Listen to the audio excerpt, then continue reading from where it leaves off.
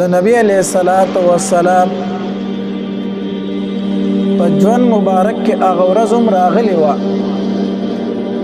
چې د مکی کفارو نبی علیہ الصلوۃ والسلام د مکی مکرمې نه ویستو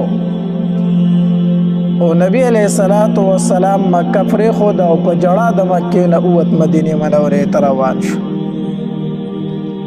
او د وتلو په ټیم کې خانه کعبې ته وکتل وی اے مکی ستا نه مې زړه نه کېږي خو څه وکړم ستا اوسېدونکي ما پتا کې نه پرېږدي او بیا د نبی علیہ الصلوۃ والسلام په مبارک ژوند کې هغه ورځ هم راله چې نبی علیہ الصلوۃ والسلام دغه مکی د کلي ته د فتح او د غلبې په شان سره را دننه شو او دغه مکه فتح شوله کافر ټول ولاړ دي نبی علیہ الصلوۃ والسلام ورته فرمایي ستاسو څه خیال دی زه به تاسو سره څه کوم هغې ورته وي زمونږ نیک ورور او زمونږ نیک وراره چې زمونږ متعلق تا څه فیصله وکړه بس مونږ ته منظور ده نبی علیہ الصلوۃ والسلام ورته وفرمایل وی زه تاسو ته هغه خبره کوم چې کومه خبره یوسف علیہ السلام خپل ورونو ته کړې وه لا تثریب علیکم اليوم په تاسو باندې نن هېڅ ملامتیا نشته دی خیر دی کو تاسو ما ته تکلیفونه راکړي دي خیر دی کو ما سره مو ظلمونه کړي دي خیر دی زما ملګري مو د کلي نه شړلي دي او څنګه چې یوسف علیہ السلام خپل ورونو ته وی تاسو ملامته نه یئ نن هم زه تاسو ته هم زه تاسو آزاد یو ملامته نه یئ مکه فتح شوله ښه د غلبې په توګه سره نبی علیہ الصلوۃ والسلام غوښتل دغه تمام کفار قتل کولی شو خو نبی علیہ الصلوۃ والسلام وفرمایل زه ما معاف کړی د خوشحالۍ ورځ و ډېره نبی علیہ الصلوۃ والسلام د خانه کعبې سره خوا کې په غولي کې ناستو ابوبکر رضی الله تعالی عنه خپل پلار ابو قحافه د لاسه نیولې دی او د نبی علیہ الصلوۃ والسلام خدمت ته راوستو د الله پاک پیغمبر دا زما پلار دی او مسلمانی دی نبی علیہ الصلوۃ والسلام ورته وفرمایل هلا ترکت الشیخ فی بیتی دا بوډا دی په خپل کور کې ولې نه پرېښود دوره تکلیف دې ورله ورکړو چې د لاسه دې نیولې دی او زما خواله دې راوستو کور کې به دې پرېښی و زه به د ده خواله درغلی وم او دی به مسلمان شوی و ابوبکر رضی الله تعالی عنه ورته وفرمایل یا رسول الله هو احق ان یمشي الیک دی ډېر زیات حقدار دی چې تا ته راشي په دې په ځای باندې چې ته پسې تللی وې زما پلار دی بوډا دی خو مسلمانېږي نو ښه خبردار چې دی ستا خواله راشي نبی علیہ الصلوۃ والسلام د ابو قحافه په دې سینه باندې لاس داسې راوکاږو او کلمه ورته وویل او مسلمان شو چې کله مسلمان شو نو د ابوبکر رضی الله تعالی عنہ د پلار بالکل بوډا ویښته یې سپین شوي و ږیره یې سپینه شوې وه مخ یې چورړي شوی بالکل بوډا و نبی علیہ الصلوۃ والسلام ورته وفرمایل اے ابو قحافه په دې ویښتو باندې په دې ږیره او په دې سر باندې نکریزه لګوه نبی علیہ السلام به نکریزه خوښوله په دې ویښتو باندې نکریزه لګوه خو وی توره نکریزه پې چېرته ونه لګئ توره نکریزه پې چېرته ونه لګئ ځکه چې ویښته د بوډاوالي د وجې نه سپین شي که نه بیا پې تور رنګ یا توره نکریزه لګول جایز نه دي بل رنگ ورکولی شي خو سپینو ویښتو ته تور رنگ ورکول دا جایزو نه دي نو نبی علیہ الصلوۃ والسلام ورته وفرمایل ابو قحافه دا ویښته دې ډېر سپین شوي دي نکریزه ورله ورکوه خو توره نکریزه پې مه لګوه نبی علیہ الصلوۃ والسلام ورته وفرمایل او بیا نبی علیہ الصلوۃ والسلام ابوبکر رضی الله تعالی عنہ مبارکي ورکړه وی ابوبکر مبارک شه هغه پلار دې مسلمان شو مبارک شه ابوبکر رضی الله تعالی فرمایي د الله پاک پیغمبره زما دی په هغه ذات باندې قسم چې کوم ذات رښتینی پیغمبر را لېږلی مونږ ته یقینا زه د خپل پلار په اسلام ډیر زیات خوشاله یم ځکه زما د پلار په مسلمانېدو باندې زما سترګې یخې شوې زما زړه ته سکون راورسېدو چې زه پلار خو مې د اور د جهنم نه بچ شو که نه خو د الله پاکه پیغمبره وی کو چېرته ابو طالب مسلمان شوی وی ستا تره که نه په هغې به زه د دې نه زیات خوشحاله شوی وم کو چېرته ستا تره ابو طالب مسلمان شوی وی که نه زه به په هغې باندې د دې نه زیات خوشحاله شوی وم ولې زما د پلار په اسلام باندې زما سترګې یخې شوې او ستا تره ابو طالب چې مسلمان شوی وی په هغې به ستا سترګې یخې شوې وي په هغې به ته خوشحاله شوی وي ستا زړه ته به سکون راغلی و د الله پاکه پیغمبر ستا خوشحالي ما ته ډېره محبوب ده د خپلې خوشحالۍ نو د فتح مکې نه وروسته بیا د ابوبکر رضی الله تعالی عنه پلار هم څه شو مسلمان شو ابو قحافه د هغه د ابوبکر هم پلار دی چې کله د نبي علیه السلام سره ته هجرت یې کو که نه نو نونو ته یې وي ابوبکر درته څه پرېښي دی که نه وږي نهار یې پرېښودلې صحیح درته پرېښي که نه دي پرېښي وي ما ته خو ښکاري چې هر څه به یې د ځان سره وړي نو د ابوبکر رضی الله تعالی لورګانو داسې وکړو چې په هغې دري کې داسې کاڼي خواره کړه واړه واړه کاڼي د پاسه یې پې کپړه واچوله دې په سترګو ړوند داسې نو د ده لاس یې پې ووی پلاره ډېر شي اشرفۍ راته یې دې پرېښي وګوره ورته هغه پیسې نه وي هغه داسې واړه واړه کاڼي دغه مطلب دا دی ورته چې ته څه پیسې مایسې پرېښسته دغه ته پرېښي دي نو دی په دغه ټایم کې مسلمان نه وروسته بیا په فتح مکه کې څه شو مسلمان شو دارنګ د فتح مکې په ورځ باندې یو بل لوی سردار د قریشو هم مسلمان شو د اسلام عجیبه هم واقع هم ډېره عجیبه ده سهیل ابن عمر رضی الله تعالی عنه دا یو صحابي دی او دا د قریشو سردار و او ډېر زیات هوښیار و خبرې به هم ډېرې بلیغ او فصیح صفا خبرې به یې کولې ښکلې خبرې به کولې د عقل خبرې به کولې دې وجې نه په خطیب قریش سره دی مشهور و د قریشو خطیب ډېر هوښیار انسان په جاهلیت کې مسلمان نه و د فتح د صلح حدیبیې په موقع باندې چې کله دی د کفارو د طرف نه راغی د نبي علیه السلام خواله د نبي علیه السلام سره یې لیکل کول د صلح حدیبیې په موقع باندې نو چې کله نبی علیه السلام دی ولید که نه نو صحابه کرامو ته وفرمایل وی ستاسو معامله اوس اسانه شوه ستاسو معامله اوس څه شوله اسانه شوه ځکه سهیل ابن عمر راغی دا هوښیار سړی دی دی په خبره باندې پوهېږي دا نور کافر خو په خبره هم نه پوهېږي نو دی چې راغی دا ډېر هوښیار دی ستاسو معامله اسانه شوه نو د فتح مکې په ورځ باندې د خپل زوی عبدالله د نبي علیه الصلاة وسلام خواله راولېږو وی د دغې پیغمبر نه ماله ته پناه واخله دا زوی مسلمان شوی عبدالله وی ته د دغې پیغمبر نه ماله پناه وغواړه چې ما ته څه نه وایي عبدالله چې راغی نو نبي علیه الصلاة وسلام ته یې وفرمایل وی د الله پاکه پیغمبر زما پلار سهیل ابن عمر پناه غواړي نبي علیه الصلاة وسلام وفرمایل وی ما دله پناه ورکړې ده ورته پناه ورکړې ده ده ته ما پناه ورکړه او بیا صحابه کرامو ته یې وفرمایل هلکه ګورې سهیل ابن عمر ته به تاسو په ناکاره نظر سره نه ګورئ ده ته به بد نه ګورئ ځکه هغه ډېر هوښیار سړی دی هغه ډېر عقلمند سړی دی هغه ډېر زر خبره نوټ کوي هغه ته به بد نه ګورئ او د ده د عقل به انشاءالله دی یو ځل د اسلام لراولي خیر دی که اوس مسلمان شوی نه دی دی په دغه موقع باندې مسلمان نه شو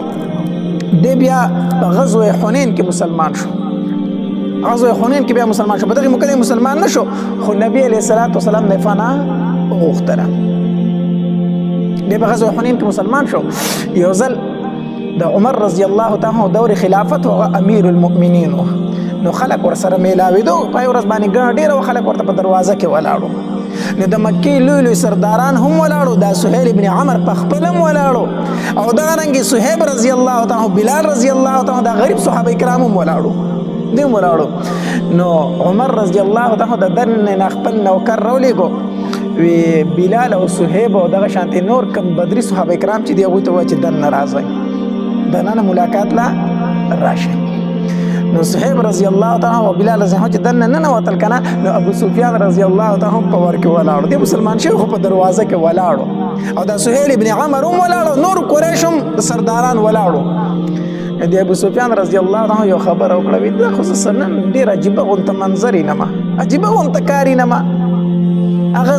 صهیب او هغه بلال او کم چې غلامان دي هغه دننه کړی شو او د مکې سرداران چې هغه په ور کې انتظار کوي ولاړ دي. دا خو عجیبه غونته کې خبره ده. نو دې سهیل ابن عمرو ته خبره وکړه، ای ابو سفیان ای د مکې سردارانو واوره یو خبره، زه چې تاسو ته ګورم ستاسو په مخ باندې ډېره غصه ده، ما ته پته ده چې تاسو غصه ولاړ یې چې دا عمر څه کوي، غریب صحابه مخکې کوي او سرداران پرېږدي، زه ستاسو په مخ باندې یو غصه ما ته ښکاري اینما. خو یو خبره واورئ، د دین اسلام دعوت په ما باندې هم پیښ شو، په تاسو هم پیښ شو، په دې غریبو صحابه کرامو هم څه شو پیښ شو. د دین اسلام دعوت مونږ ټولو ته پیش کړی شو. نو دې خلکو ورمنډه کړه دوی اسلام راوړو، ما او تاسو د دې پیغمبر جګړو ته مټې ووالې، مونږ هغه دعوت رد کو، مونږ جګړې شروع کړې او دې غریبو صحابه کرامو څه وکړل؟ ډایرکټ هغه دعوت قبول کو. وی قسم په الله کم شرافت چې دغه صحابه کرامو ته نصیب شوی دی کنه هغې نه مونږ محرومه پاتې شوي یو. مونږ اسلام په اول وخت کې رد کړو، دوی قبول کړي. دوی د نبی علیہ السلام په مرګتیا کې جنګېدلي او مونږ د نبی علیہ السلام خلاف جنګېدلي یو، مونږ د نبی علیہ السلام خلاف جنګېدلي یو. نو داسې خبره ده چې تاسو په دې باندې خفه کېږئ ما ها دغه شرافت مونږ نه د دغه نه مونږ محرومه پاتې شوي یو. یوه طریقه ده چې دغه شرافت او دغه فضیلت مونږ دوباره حاصل کړو. څنګه به حاصلو؟ چې مونږ د الله په لار کې جهاد وکړو، بس د الله په لار کې جهاد وکړو، شهیدان شو. دا خبره وکړله او د دغه کې ځای نه روان شو، خپل تقریر چې ختم کړو د دغه ځای نه روان شو. وی قسم په الله زه خو به د الله په لار کې جهاد کوم تر هغې پورې چې تر څو پورې شهید شوی نه. روان شو سره د خپل اهل و عیال او جهاد له ووتو. بیا د رومیانو خلاف په جنگ یرموک کې دی شهید شو. دا سهیل ابن عمر رضی الله تعالی عنہ په جنگ یرموک کې شهید شو. او چې کله د اسلام راوړلو نبی علیہ الصلوۃ والسلام ته دا خبره وکړه، وی دا الله پاک پیغمبر څومره مال چې مې د کافرو په مرګتیا کې ستا خلاف لګولی اوس به دومره ستا په مرګتیا کې لګوم، څومره مال چې مې ستا خلاف لګولی د هغې دوجن به اوس ستا په مرګتیا کې لګوم، او څومره جنګونه مې چې ستا خلاف کړي د هغې دوجن به اوس ستا په مرګتیا کې کوم. نو دا سهیل ابن عمر رضی الله تعالی عنہ په دغه ورځ باندې بیا څه شو؟ فتح مکه په ورځ باندې دی هم مسلمان شو. دارنګې د ابو لهب دو زامن عتبه او معتب، دا د ابو لهب زامنو، هغه تر د نبی علیہ السلام چې د نبی اسلام ډېر سخت دشمن ابو لهب،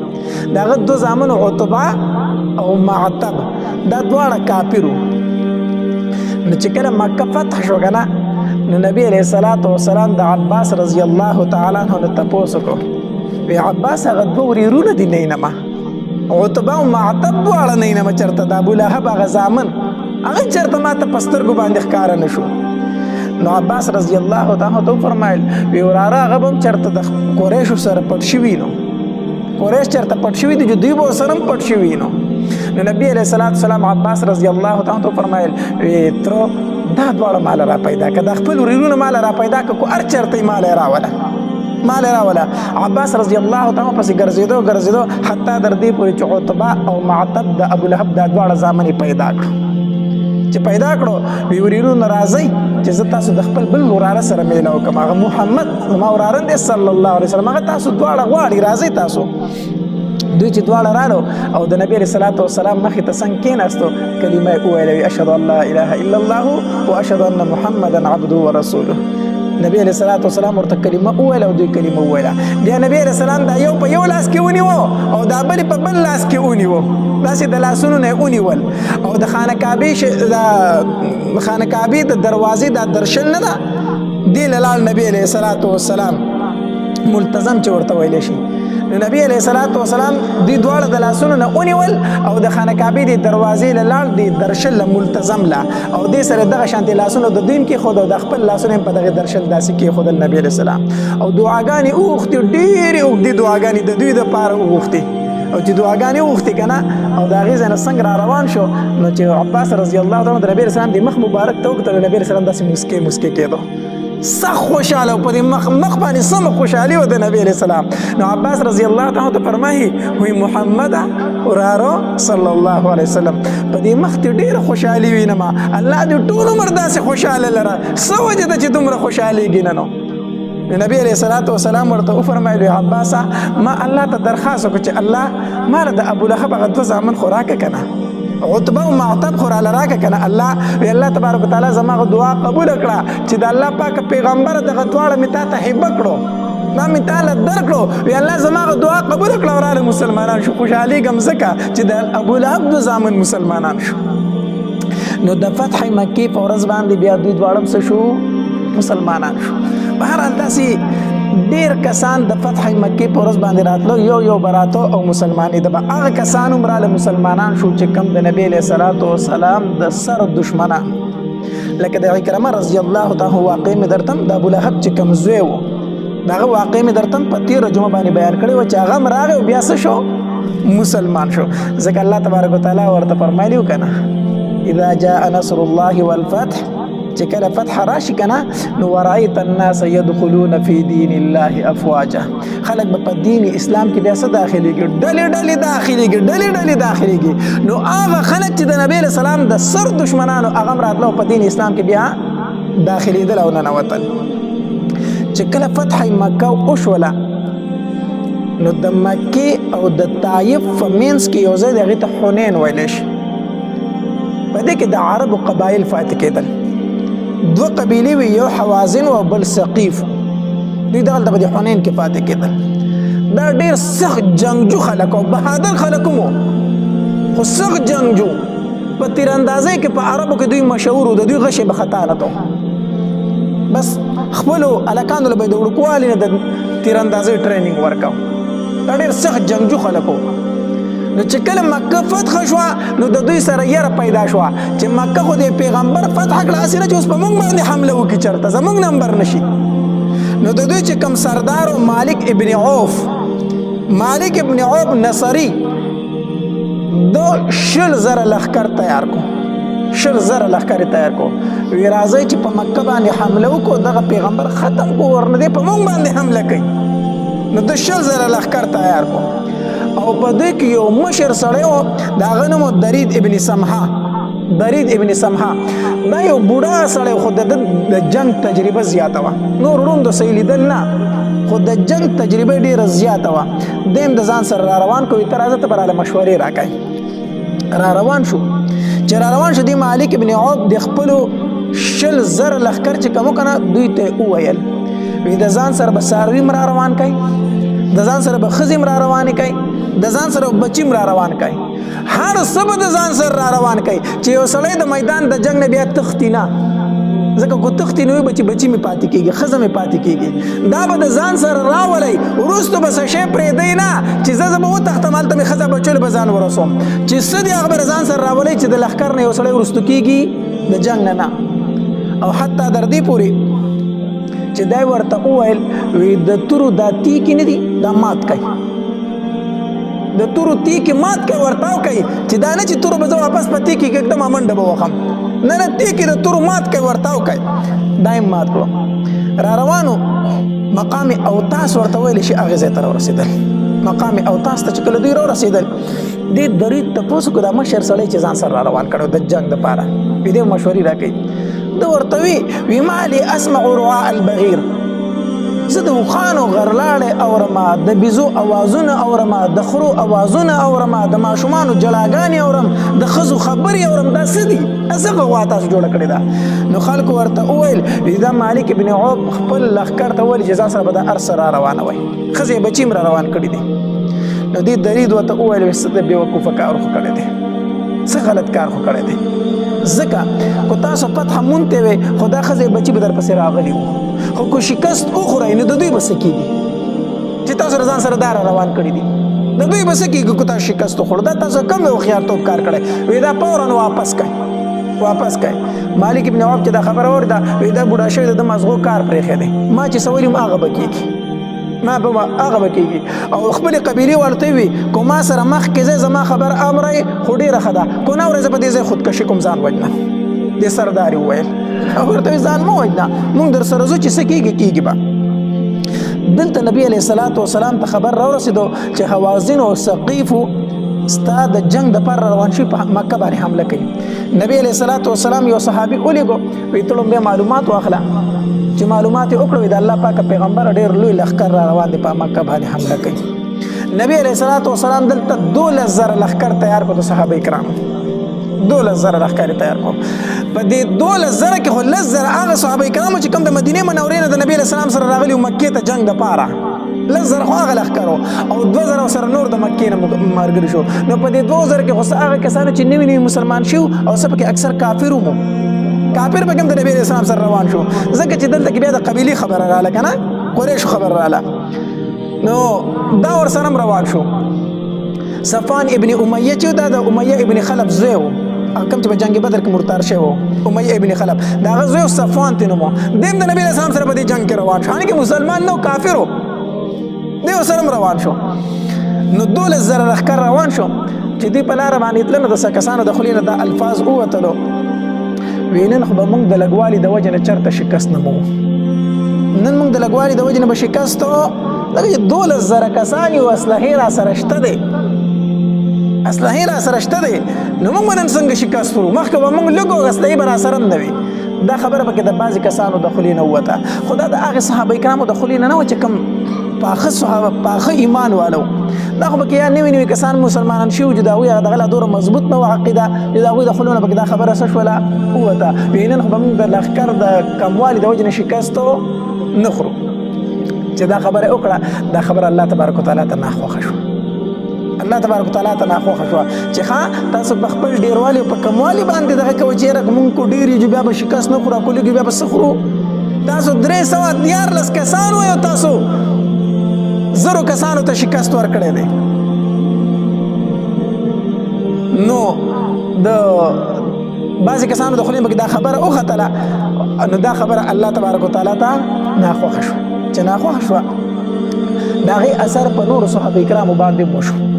دا خبره یاد وساتئ چې د مجلس اثر وي د مجلس څه وي اثر وي ستا ملګري نیکان وي په تا باندې به د الله رحمتونه وي خو که ستا په ملګرو کې یو بد سړی وي که نه د هغې نقصان ګورې تا ته رارسي اګر چې ته په خپله بد نه یو ځل نبي علیه الصلاة والسلام په مانځه باندې ولاړ او مونځ یې کو نو په قیرت کې لږ ګډوډ شو قیرت کې ګډوډ شو نو چې نبی علیه الصلاة والسلام سلام وګرځاو نو په ما پسې داسې کسان ودرېږي چې هغه اودس په سمې طریقې سره نه کوي نو بیا د هغې اثر په موږ باندې هم وي نبی علیه السلام وفرمایل چې د هغې اثر بیا په موږ باندې هم وي زما په تلاوت کې بیا ګډوډوالی راځي نو دا مطلب نه چې نبی علیه السلام پسې شاته بیا اودسه خلک ولاړو خو داسې څه کسان پکې ولاړو چې هغه اودس په ښې طریقې سره نه وکړی په ښې طریقې سره نو د هغې اثر په نبی علیه السلام وشو نو نبی علیه السلام وفرمایل وي داسې کسان را پسې شاته ولاړي چې د هغې اثر بیا زموږ په تلاوت کې راشي د دې وجې نه چې ستا سره ښه ملګري د هغې اثر به هم پتا کېږي بد ملګري د هغې اثر به هم پتا باندې کېږي نو په دغې لښکر کې څه داسې کسانو چې د هغوی د خولې دا الفاظ ووتل چې وایي نن به موږ د لږوالي د وجې نه څه نه خورو شکست نه خورو دا خبره د خولې نه ووتله نبی علیه الصلاة والسلام د حنین وادۍ ته ورسېدو ماښام ټیم دوی ورسېدل د حنین وادۍ ته دغلته کې د دې دغه چې کوم سردارو د حوازنو د ثقیفو مالک ابن عوف د مالک ابن عوف داسې وکړه که نه چې د په لاره باندې مورچې جوړې کړې په لاره باندې منځ کې لاره وه ګیر چاپېره څه جوړې کړې مورچې جوړې کړې او خپل لښکر یې هغې کې کېنو وی چې کله مسلمانان په دې ځای باندې تېرېږي هغې ته خو به پته نه وي او ناڅه به پرې تاسو راپاسئ حمله به وکړئ ناڅه به ورپسې وکړئ حمله وکړئ مورچو کې خپل کسان پټ کړي نو نبی علیه السلام دغې وادۍ ته ماښام ټیم ورسېدو او د شپې مزل وکړو او چې سهار غونته کې تیاره و په دغې لاره ورننوتل ورداخلېدل ګیر چاپېر نه پې دوی حمله شروع کړه راپاسېدل دغه شو باران یې شروع کړو تورې چلولې شروع کړو صحابه کرامو ته خو پته نه وه چې په دې ځای کې دوی ناست دي که نه دوی پې حمله وکړه صحابه کرام ټول تس نس شو د نبی علیه الصلاة والسلام سره 10 یا 12 کسان صرف مسلمانان پاتې شو چې په هغې کې یو ابوبکر او دویم عمر او دریم علي رضی الله تعالی عنهم اجمعین او عباس رضی الله تعالی عنه سره او ابو سفیان رضی الله تعالی عنه سره دا یو څو تنه د نبی علیه الصلاة والسلام سره پاتې شو نور ټول تس نس شو د نبی علیه الصلاة والسلام تر چې دی عباس رضی الله تعالی هغه د نبی علیه السلام د خچرې د واګې نیولې وې نبی علیه السلام په دغه ټایم کې په یوه سپینه خچره ناست و د نبی اسلام د خچرې هغه واګې نیولې وي او ابو سفیان د نبی اسلام د ریکاب نیولې د خپه په دې زین کې نشي کې خدل د ریکاب نیولې دی نبی علیہ الصلوۃ والسلام باندې غیر چاپیر حمله شروع شو په دې مکه مشرکین کوم څه کسان داسې چې مسلمان شوی نو کافرو هغه مقاومون تله هغه دا کوشش وکړ اوسو تن دا چې په نبی علیہ السلام سره وکي حمله وکي یو تن پکې دا आवाज وکړ وېزه شکر دې نن به د جادو نه خلاص شو نن به د جادو نه نعوذ بالله نبی رسول الله ته جادوګر وي وېزه شکر دې نن به د جادو نه خلاص شو نو دا صفوان ابن امیہ د امیہ ابن خلف چې زما چې مسلمان شوی لا نو په دې ټیم کې مسلمان نو د ورته اویل وی چپ کړه خپل خله بند کا خپل خله بند کا زه په دې باندې خوښ یم چې زه د مکه د یو تن د لاندې ما په ځای د دې چې زه د حوازینو د لاندې شم غلی شه د خپل د قبیلې د سړي دا خبرې مکوه دورته دا رټنه وکړه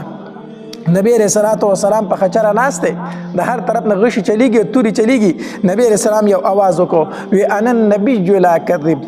انا ابن عبد المطلب اے خلق واوري زه پیغمبر یم زه دروغجن نه یم زه د عبد المطلب زما زه د عبد المطلب سما د عبد المطلب د نبی علیہ السلام پلار کو نکيو سيو نبی رسول الله د پلار نسنمو عبد الله ستنمو عبد الله تنمو د عبد المطلب خو نیکه دی نو نبی رسول الله څه فرمایي انا ابن عبد المطلب زه د عبد المطلب زما دیو جن په نیکه باندې د پلار اطلاق کیږي په نیکه باندې اطلاق د چا کیږي پلار کیږي نو نبی رسول الله فرمایل انا ابن عبد المطلب زه د عبد المطلب زما زه پیغمبر یم زه دروغجن نه یم نو نبی علیہ السلام आवाज ټول خلق وانه ور ځکه غوغا جوړه و جنگو عباس رضی الله تعالی د आवाज نه ډیر تیزو نبی علیہ السلام عباس رضی الله تعالی فرمایي عباس د आवाज لګو دي صحابه کرامو ته आवाज وکا عباس رضی الله تعالی چغه کړه یا معشر الانصار اے انصارو یا اصحاب السمرا اے د کیکر د لاندې بیعت کون کو چرته روان یې تاسو خو د نبی صلی الله علیه وسلم سره په جهاد باندې بیعت کړی د کیکر د ونی د لاندې اوس چرته ګډوډ روان یې د عباس رضی الله تعالی د आवाज په میدان کې داسې خور شو د صحابه کرام غوګونو ته چې دا आवाज اورځي چې یا معشر الانصار نو د صحابه کرام داسې د نبی صلی الله علیه وسلم په طرف باندې رامنډ کړي کنه لکه د غوانه چې بچي ورک شوی د خپل مور وینه رامنډ پسې وي داسې د صحابه کرام د نبی صلی الله علیه وسلم په طرف باندې څکړي رامنډ کړي ټول نبی علیہ الصلوۃ والسلام طرف ته راغون شو او چې راغون شو نبی علیہ الصلوۃ والسلام داسې یو خاور په موټي کې راواغسته په موټي کې او داسې د کافرو طرف ته او چانګلا وشاهت الوجوه مخونه مبادشه دای ورته ویل هغه خاور چې د هر کافر سترګو ته ورسېدي هغه سترګې مګل شروع کړو او دلته په صحابه کرامو سو کړه حمله وکړه الله تبارک وتعالى دا غي ذکر کړی دی کنه و يوم حنين اذ اعجبتكم كثرتكم فلم تغن عنكم شيئا وضاقت عليكم الارض بما رحبت الله تبارک وتعالى فرمای دومره سخت ورځ چې دا ارت زمکه در باندې تنگ شوی و دومره سخت ورځ وا بیا مستاسو امداد وکړو او تاسو ته مس نصیب کړه فتح می درته نصیب کړه دا نبی علیہ الصلوۃ والسلام صحابه کرام حمله وکړه په کفارو باندې ټول کافر او تختیدل تاس نشو یو خپل خلاړو او ډېر لوی غنیمتونه د مسلمانانو لاس ترالو او قیدیان چې دام گرفتار شو په دغه موقع باندې نبی علیہ الصلوۃ والسلام صحابه کرام واپس کړو ویزه په خپل طائف ته زم بیا راځم ځکه چې کسان طائف ته تختیدل نبی رسول الله په پسې طائف ته ورغی او یلته په یو کلا کې فنا واغسته به هر حال بیا نبی رسول الله یلته پرې خو د واپس ته راغی چرته مکه ته راغی چې کله نبی علیہ الصلوۃ والسلام جعرانی ته راغی نو الته کې غنیمتونه تقسیمول نو دا قیدیان هم تقسیم شو په دغه قیدیانو کې وجینې و هغه د چا په ملکیت کې ورله نو دغه صحابه کرام ته وویل وی زمان نوم شیما د زستاسو د پیغمبر خور یم صحابه کرام حیران شو چې زموږ د پیغمبر خور نشته دی او دا جینې داوا کوي چې تاسو د پیغمبر سیمه خور یو نبی علیہ الصلوۃ والسلام صحابه کرام را لوي د الله پاک پیغمبره په دې قیدیانو کې وزنانه دا هغه داوا کوي چې تاسو د پیغمبر خور یم نبی علیہ السلام یې مال وغواړئ نو دا راوستلی شوه چې دا راوستې شوه نبی علیه صلات وسلام ورته وفرمایل وی ته زما څنګه خورې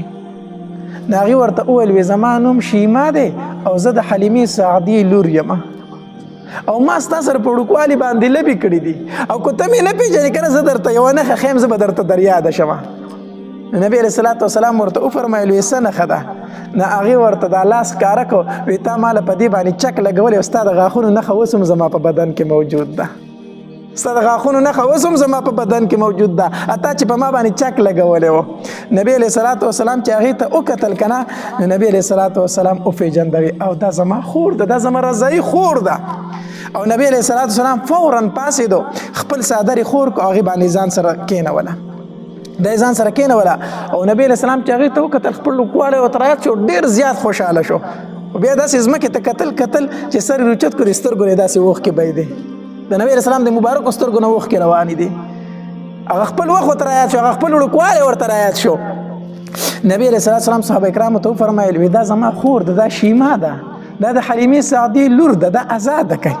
دا ازاده کوي صحابه کرام وفرمایل د الله پاک پیغمبر دا ازاده ده نبی علیه السلام د شیما ته وویل وی خورې ما سره پاتې کېږي او که خپلې قبیلې له ځې ما سره پاتې کېږي او که خپلې قبیلې له ځې دې ورته ویل وی د الله پاکه پیغمبره زه خپلې قبیلې له ځمه مسلمانه شوه او زه ځم خپلې قبیلې له نبی علیه صلات وسلام ورته وفرمایل وی ټیک ده دا چې کله رخصتېده نبی علیه صلات وسلام ورته اوښان ورکړو بیزې ورله ورکړې او درې وله غلامان ورکړو یوه یې ورله وینځه ورکړه دا هر څه وله ورکړو دا به ستا خدمت کوي ته زما خورې تا په ما باندې حق دی دا د نبی علیه صلات وسلام اخلاق مبارک بیا نبی علیه صلات وسلام ته هغې حوازن قبیلې والا وی د الله پاکه پیغمبره تا خو ستا هغه رضایي مور هم په مونږ کې موجود ده تا زمونږ قیدیان نیولي دي ستا رضایي مور مونږ کې موجود ده حلیمه سعدیه ده نو ستا خو دلته کې وړوکوالی تېر شوی ته په دوی څنګه ظلمونه کوي نبی علیه صلات وسلام وفرمایل وی د بنو هاشم او د بنو عبدالمطلب چې څومره قیدیان دي هغه ټول ما آزاد کړو د هغې زه ذمواري اخلم هغه ما څه کړلو آزاد کړو او نور خو ما تقسیم کړي دي نو هغه به د هغوی نورو خلکو نه تپوس کوو نو هغه خو د هغوی اوس ملکیت دی خو تاسو د مانځه نه وروستو اواز وکئ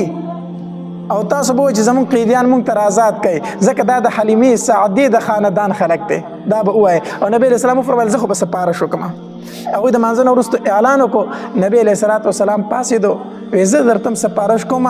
زور در باندې نه کوم خو زه به په دې خوشحاله شم چې تاسو دا قیدیان آزاد کړئ دا قیدیان څه کوي آزاد کوي صحابه کرام وفرمایل د الله پاکه پیغمبر چې د حلیمې سعدي د خاندان خلک دی موږ ټول آزاد کړي دي هر سړی خپل کور ته راغلی او څومره سودا چې وړې وه څومره مال غنیمت چې وړې واپس یې راوړی د الله پاکه پیغمبر دا دوی ته حواله کړه دا دوی ته څه کړه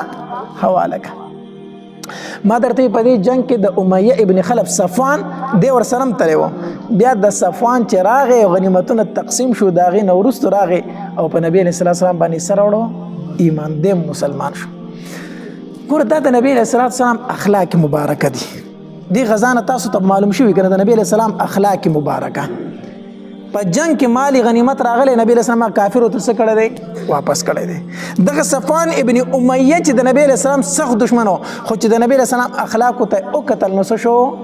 مسلمان شو خپل اخلاق لږ ټیک کول غواړي زمونږ اخلاق داسې دي که نه چې د خولې نه خو خبره روځي که نه نو هغه کافر وایي مړه د دې نه چې کافر یم ښه ده دا څه مسلماني د دې خبرو ته وګوره د دې اخلاقو ته وګوره هغه د نبی علیه صلات وسلام اخلاق مبارکه داسې چې کافر به ورته کتل هغه به مسلمانېدل